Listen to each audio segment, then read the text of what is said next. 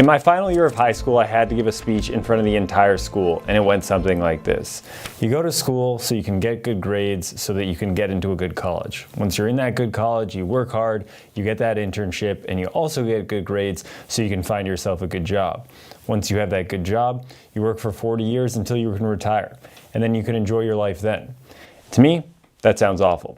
And there really don't seem to be very many options for you to break out of that matrix and stop working for the weekends and dreading Monday every single week. You can either marry rich, win the lotto, or you can do like what I did and buy yourself some rental property and earn yourself financial freedom. I personally started investing in real estate at age 24, and by age 27, I hit financial freedom, which just means that my real estate assets cover my income. And now I didn't do so with hundreds of thousands of dollars, and I had very little knowledge when it came to real estate other than the few books and podcasts that I read. I personally just wanted to create meaning and perpetual income in my life. And because I was a young, determined 20-something-year-old, I know there are a lot of you out there, so I'm going to break down the full process of buying that first rental property, some of the struggles and lessons that I learned, and how you can do it yourself. And if you don't know me, my name is Avery. I'm a real estate agent and investor in the Durham, North Carolina area, and today I own over $3 million worth of rental property, both long and short-term rentals. First, let's start off with why you would invest in real estate as opposed to doing anything else to achieve financial freedom. Most people just say that it's you unclogging toilets or fixing a leak here and there, but it's so much more. And now you don't actually have to do any of those things, or you could do all of those things, but it's better to treat this as a business. So the number one great reason why you can invest in real estate would be cash flow. Cash flow is awesome because you purchase a property, and then theoretically, if you purchase the right one, you can make more money than it costs you to operate that property, which would be things like mortgage and expenses, which we'll get into later on. Second, your property can increase in value. The typical standard appreciation for a property would be 3% annually. Now, some places see negative appreciation or depreciation, and other places see drastically higher appreciation than that 3% amount. The third would be tax benefits. Tax benefits are insane with real estate. Myself, I just did a cost segregation study on one of my short-term rentals, and I got a $90,000 tax deduction, which will allow me to take back all of the taxes that I paid on my W-2 job for the year of 2023. If you want to learn more about that, check out the video up here. The fourth and most important reason, in my opinion, is that you can buy a lot of your time back. Once you achieve financial freedom, you can take more risks and do what you want with your time, whether that's start a business or just sit on your ass. So there's why we do it. Now let's talk about how we do it. And this video might be a little bit longer, but if you sit through it and then actually take some action come the end of it, and not just like the video, because I know you're gonna do that anyway, but call an agent, call a lender, start looking at properties, go to meetups, or do some of the other things that I'm talking about in this video, you can see massive change in your life. The first step in the how would be having a solid financial standing in your life. A solid financial standing for some people might take a day or two because you already have pretty good credit and income. For others, it could potentially take years because you need to get a raise, you need to get a degree, you need to do something in order to get that income up so that you can qualify to buy that property. And when it comes to credit and income, there are a few things that you want in order to be able to qualify so you can buy that property. Now, obviously, it really depends on the area that you're in throughout the US or the world on how much that property actually costs. But of course, you would need that down payment, and you would also need closing costs, plus you want a little bit of extra money saved over. Personally, when I bought my first property, I didn't or really didn't have that much money left over for the property itself in what's called reserves, just in case the roof leaks or some type of system blows up. You do want to have money for that. So it depends on your risk tolerance or how determined you are. I was very determined, so I ended up taking that risk, and it seemed to work out for me. So again, it isn't just that down payment, but you need those other things. And for a credit score, you want to be at least at 740, because at 740 and above, you get the best interest rates. Anything higher doesn't matter, but you do need at minimum a credit score of 580 in order to get an FHA loan. But the worse credit score you have, the higher interest rate that you're going to be paying, and the more money you're giving the bank and the less you're putting in your pocket. And now, just very simply, if you want to get a better credit score, all you really need to do is have a mix of credit. Make sure that you open those credit cards, pay them off on time and in full, and use less than 30% of that revolving credit amount that you get. For the income side, maybe you're starting off on a new job and you don't make that much and it doesn't make sense in the area, but you can start doing a lot of things like cutting all of your expenses so you can save up for that down payment. The first year when I really wanted to save up for that down payment, I literally did nothing else but sit in my apartment, read free library books, and buy groceries. And I also started a side hustle so I could make extra money to pay for those groceries and save up every penny that I had. And yes, I was really boring and I probably didn't do as many fun things as I should have, but it helped me reach my goal as fast as I wanted to. And the beauty of that year was I only had to live like that for 1 year. Once I got this going, I started having more money, and today I don't feel really stressed out about spending money on things that I want to. And I'm not a very lavish spender, I'm still very frugal, but I'm okay spending some money here or there on things and people that I care about. Second step would be figuring out that strategy. So how are you actually gonna buy this property? What do you plan on doing? And today I'm gonna go through the lens of doing an FHA house hack, but within that house hack, you can also do different types of rental strategies. Maybe you rent by room, maybe you just do a traditional long-term rental, maybe you do a short-term rental. I personally have experience in all of those, and it can be very different or potentially far more lucrative if you do one or the other, depending on your situation and the property that you buy. And so the most simple strategy to pull off this FHA loan house hack would be you do the FHA loan, which is 3.5% down. So if you have a $1 million property, that's $35,000, $500,000 property, just under $18,000, and then you move into one unit of a duplex, and then you rent out the other unit of the duplex, and hopefully that other unit covers your mortgage. Now in today's environment, or other environments, or most environments, or the environment that I started in, it was not that simple. I was able to move into a duplex, rent out one of the bedrooms in the unit that I lived in, plus my girlfriend lived with me and paid a little bit of rent, and then on the other side they paid me, and then that completely covered my mortgage and a little bit of my expenses, which helped me go from paying $1,100 in rent to living for free and saving a lot of money. Now there are other ways that you can do this. If you can't find yourself in a multifamily property, you could buy a split level home and then live upstairs, rent out the bottom, and then just set it off so that people can't go from one to the other. Maybe there's no kitchen in the basement, but you could also Airbnb out that basement space.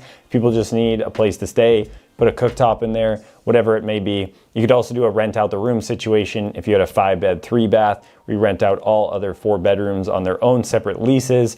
You could do something like Furnished Finder, where you rent out to traveling nurses or other corporate professionals who are just looking for a 3 to 9 month or potentially even 12-month lease with furniture. So there are a lot of things that you can do that may make more sense in your area depending on where you are. 2 other cool things that you can do is now you can put 5% down for a conventional loan, which for a 3 and 4 unit building means you do not have to pass the FHA self-sufficiency test, which is a really difficult test to pass because 75% of the complete gross rents that you receive for the building have to be greater than or equal to the mortgage with an FHA loan. With a conventional loan, you do not need to care about that. Again, that is only true for 3 and 4 unit buildings. Doesn't matter for duplex or single family. Back to the FHA loan though, there's another cool product known as the FHA 203K loan. So let's say you were pre-approved for a $500,000 loan.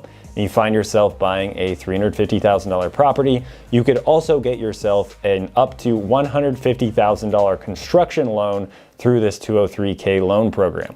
Although the FHA 203K loan means that the contractors that you use have to be FHA 203K certified, so it could potentially take longer. But if you just don't have capital, but you have that pre-approval, that's another way to get some money, find a distressed property that you can renovate and get a good amount of equity from. The third step and thing to look at would be your location. Location is obviously very important. I think most people should just start off in their backyard.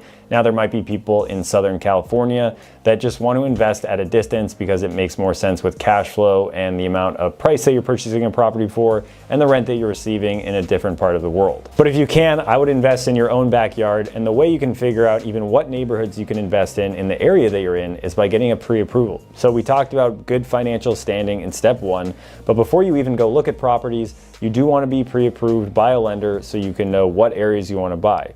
I ended up buying in the area that I bought the first time around because I wanted to buy a 2 to 4 unit building, but I couldn't buy in a lot of towns in Boston because I did not make enough income to qualify for those properties, but I did make enough income to qualify for the properties in the town that I purchased in, and it's been a great investment. And that leads us into step 4, and that would be creating the dream team. Now your dream team could be made up of 10, 20, 30 people, depending on however many people you talk to or work with in this business, because that could go on to attorneys, contractors, title people, insurance agent, and a whole bunch of things. But really, it boils down to working with a really solid real estate agent. So that agent, once you have them, should be able to share with you a lender so you can get a pre-approval, contractor so you can do some work on your property once you move in, an attorney so you can close, or a multitude of other people that you might run across in the real estate business to help you out. So it really stems from that agent. I'm a real estate agent myself, and I try to equip the people that I work with, all of these folks, so they can find themselves in a solid transaction and feel like they've been helped along the way. When you're talking to these real estate agents, you need to ask them some key questions so you know whether or not you're going to work with them. Have you invested before? Are you familiar with this strategy that I am trying to do?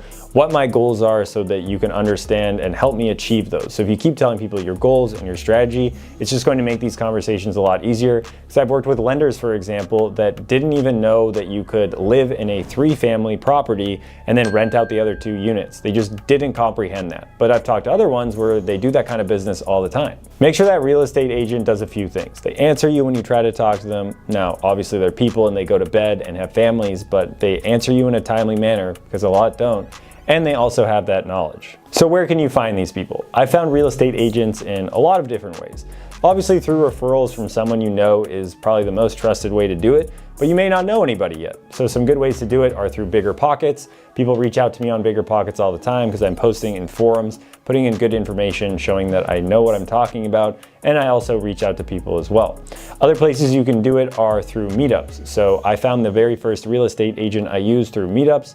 This is like a networking event. Maybe it's at a bar, maybe it's somewhere else, and you just go talk about real estate, and you can meet good people there, like this real estate agent who can help you buy your first house hack and your first rental property. And another way to do it would be through Facebook groups. If you just type in the city, state, town that you live in and real estate investing, there's probably like 20 or 30 different Facebook groups out there, and then you could post in a few of them or all of them or whatever you want to do, looking for a real estate agent, and then probably a bunch of them are just going to reach out to you instantaneously, because I do the same thing, and then you can ask them these questions when they call or text you. Okay, now we've done all the pre-work, and now it's time to actually start looking at properties in step 5, which would be looking at properties and analysis. So you might have caught yourself scrolling through Zillow looking at properties that you can't afford, but now you're going to be scrolling through Zillow looking at properties that you can afford and ones that make sense for you to purchase so you can buy that first rental property. And now you might not have any idea which property makes sense, but at least with that pre-approval, you've been squared away down into one specific location. You know your strategy, so you know you want at least 5 bedrooms because you're doing a single family house hack. So now you're squared away into that type of property, so you're more zoned in. Now you can look at every single 5-bedroom in the area and see what each room could rent for. You can see what the total thing could rent for, and then you can also figure out what all the expenses will be. Because you're working with a lender, you understand what a mortgage would be because they've given you what the interest rate could be, and you know that there's going to be things that go wrong and things that break that you have to account for. In order to figure out what the rent may be, there are a number of different ways that you can do that.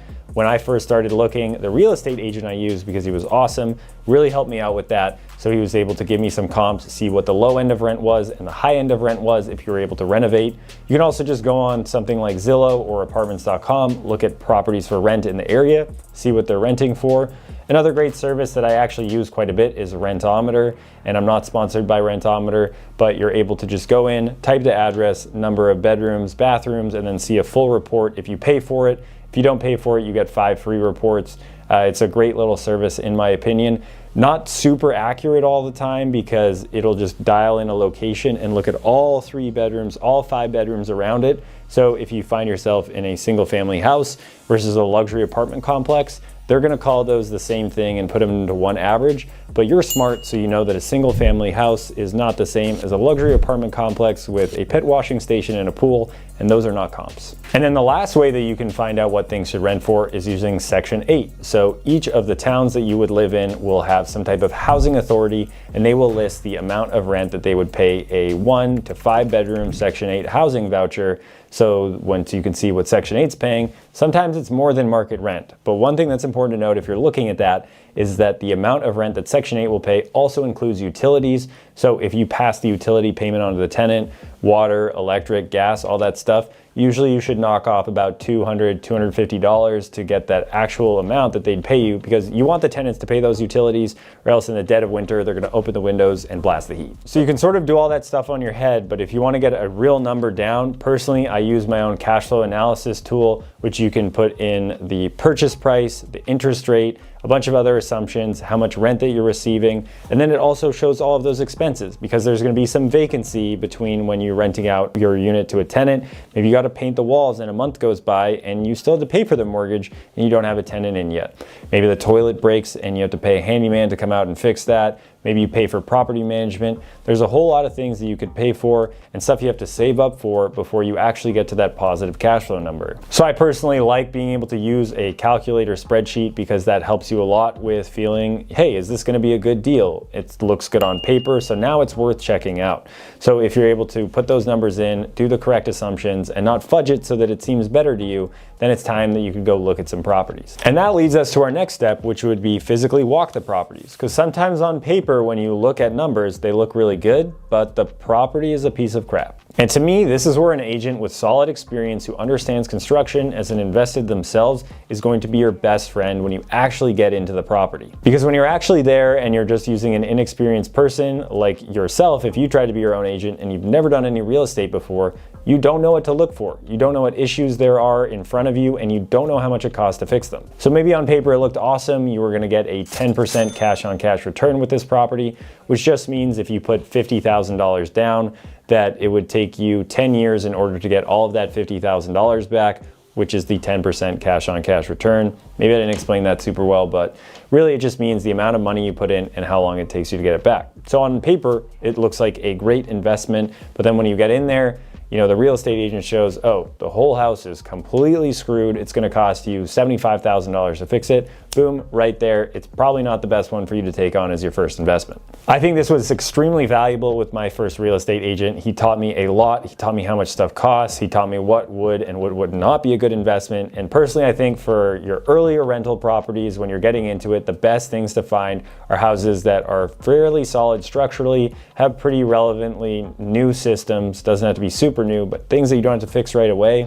And it's just cosmetically ugly. So you can paint it, you can add flooring, you can change some of those things, some of the easier things to do if you even want to learn how to do them yourself, but not something where you have to tear it all down and build it all back up again, because you probably don't know what's going on and you're gonna make a mistake, and it will also cost a lot. So really, when you walk those properties, you're gonna learn either the numbers do make sense and it's a good property, or the numbers looked way better than they were and it's not a good property, or they put the property at way too high of a price and you can offer $100,000 less, and that way you can get in and now the number makes sense. And that leads us into point number 7, our offers.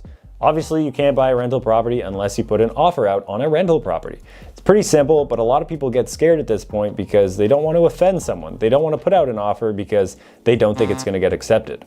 Well, you do miss 100% of the shots that you don't take, said Michael Scott. So if you don't put out an offer, the worst thing that's going to happen is that you don't get an offer accepted. And if you do put it out an offer, the worst thing they're going to still say is your offer isn't accepted. So whether you put it out or not, it still might have the same outcome, but at least when you put offers out, they can get accepted. So really here, you just need to make sure that you do make offers, look at properties, stay consistent, and don't get thrown off and feel like everyone's against you and you're never gonna find that property. If you just keep looking and looking, it will eventually happen for you as long as you stay persistent. Keep making those offers, and don't be afraid to just throw out a low number that works for you. Because worst case, you don't get that property for too high of a price that you knew wouldn't work. You would only get it for the price that you wanted it for. One caveat I will make, if you're in the North Carolina area, this is one of the 3 states in the US where you have to put down a due diligence fee. This is a non-refundable deposit that you put down into a property that allows you to back out at any time, but the second the contract is accepted, you lose all that money, it goes directly to the seller. So this is also why I like you having a really solid real estate agent on your side, so they can do a pretty solid pre-inspection before you get that contract accepted, so you know what you're walking into. Now they might miss something, that's why you get an inspection done, but just something to note that in a few states in the US, you do have this non-refundable deposit. And the last step would be post-acceptance. Now, a lot will happen between when your property is accepted and when you actually close on it, but a lot of it really isn't up to you. You're gonna get an inspection done. There will be an appraisal that a bank will look at to see if you paid too much for the property or potentially too little and you have instant equity. That rarely happens though. And then you actually close on the property and get keys, and hopefully, unlike me, those keys actually unlock the property. And with the inspection, you can potentially negotiate some of the price, lower it, ask the seller to do some type of repairs, or you could get a seller credit so it goes towards your closing costs. And there are a few things, but really you're just there to enjoy the ride and get ready for the fun stuff that comes with owning a rental property. And I didn't get into next steps when you actually own the property, but if you want to learn how to automate that rental property management, or at least make it a lot easier, you can check out the video in the description below. I go over all of that, all of the tools that I use to make it easy for you. And a lot of those, if not all of them, are free, so not a lot of expenses on your end besides managing that property. Hopefully you guys enjoyed that video, and if you did, please subscribe so you can learn more about investing in real estate and the agent business. And if you haven't done so, please scroll down and make that thumbs up button blue. I know you like the look of it because I like it too. And if you're looking to buy property or sell or invest in the North Carolina area, or really anywhere, because I can send you a referral of someone who I know and trust, then hit me up and I can help you find that person that can help you find the thing that you're looking for to create that financial freedom. So thanks again for watching, and more wealth is coming your way.